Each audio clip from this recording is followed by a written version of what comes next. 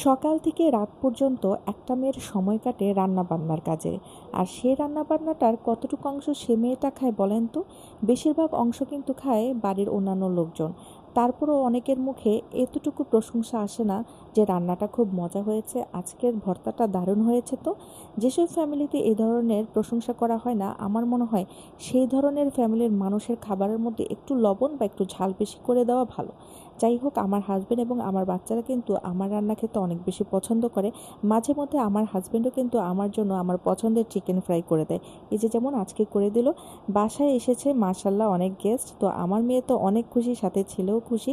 আজকে রান্না করব আমার পছন্দের একটা ডাল। মাসকলাইয়ের ডালটা খেতে আমি অনেক বেশি পছন্দ করি।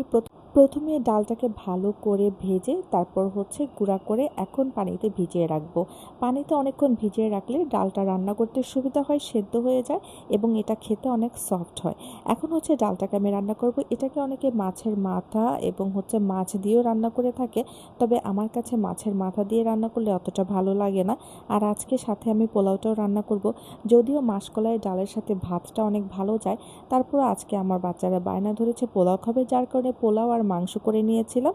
আর আমার পছন্দের মাসকলাইয়ের ডাল। এই তো হয়ে গেল আমার রান্না বান্না। আল্লাহ হাফেজ।